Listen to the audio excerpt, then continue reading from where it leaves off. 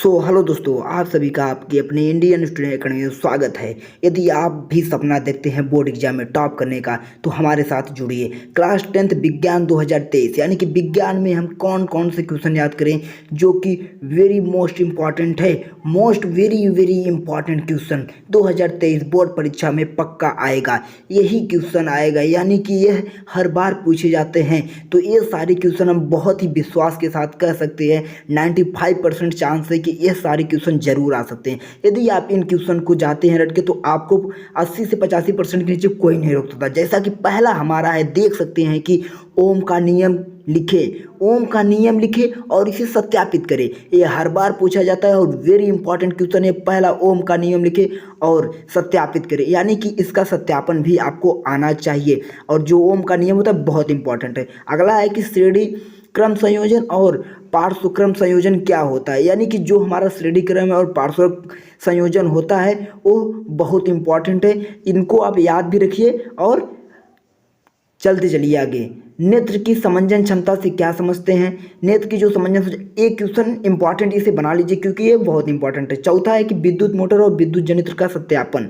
और जैसा कि पांचवा देख सकते हैं कि हमारा जो पांचवा क्वेश्चन है, जो यहाँ पर विद्युत वाली की बात करें तो विद्युत जनित विद्युत मोटर ये बहुत कम पूछे जाते हैं, लेकिन जब भी पूछते हैं अच्छे खासे नंबर देकर जाते हैं। इसलिए ये सारे क्वेश्चन 4 तक जो है सभी इंपॉर्टेंट क्वेश्चन लगातार पूछे गए हैं। और जो पांचवा क्वेश्चन आप देख रहे हैं कि जिप्सम क्या होता है, इसको 373 केल्विन ताप पर गर्म करने पर क्या होता है। जैसा कि ये सारे क्वेश्चन भी इंपॉर्टेंट है। ये वाला क्वेश्चन नंबर 5 कभी कभी पूछ देता है, लेकिन जरूरी है। तो छठवां क्वेश्चन आप देख सकते हैं कि ऑक्सीजन के योग या ह्रास के आधार पर अपचयन एवं उपचयन और अपचयन अभिक्रिया की व्याख्या कीजिए। यहाँ पर उपचयन और अपचयन अभिक्रिया की ध्यान दीजिए। यहाँ पर उपचयन और अपचयन अभिक्रिया की व्याख्या करना है कि किसमें ह्रास और ऊर्जा के योग द्वारा होता है। तो आपको बता दीजिए क्वेश्चन इंपॉर्टेंट है, ये लेसन 1 से है। तो 7वां क्वेश्चन है कि रक्त क्या है, इसके कार्यों को लिखें। यानी कि जो रक्त हैं यह क्या होते हैं, रक्त किसे कहते हैं और इसके कार्य क्या क्या होते हैं।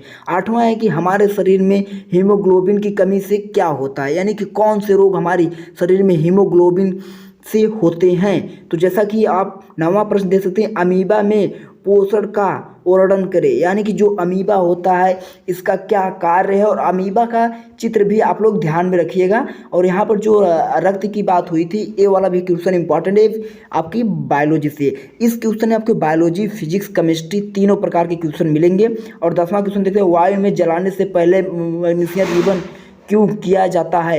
यानी कि वायु में जलाने से पहले मैग्नीशियम रिबन क्यों किया जाता है, ये भी क्वेश्चन आपका इंपॉर्टेंट है। निकट दृष्टि दोष और दूर दृष्टि दोष में अंतर करें। यानी कि ये सभी क्वेश्चन अलग अलग भी पूछते हैं और अंतर करके भी पूछ देते हैं। तो चलिए आपको बता दें, दूर दृष्टि दोष इंपॉर्टेंट है। यह कई बार अलग क्वेश्चन में, और इसका निवारक भी इंपॉर्टेंट है।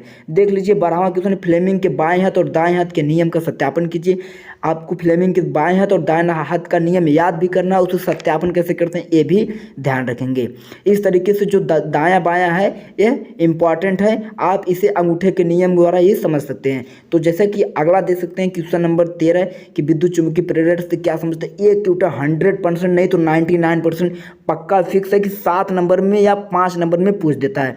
अगला है कि संतृप्त और असंतृप्त हाइड्रोकार्बन में अंतर कीजिए। ये भी क्वेश्चन इंपॉर्टेंट है, बट क्वेश्चन नंबर 13 को ध्यान दीजिएगा, विद्युत चुम्बकीय प्रेरण क्या कहते हैं। यह चैप्टर ही इंपॉर्टेंट है।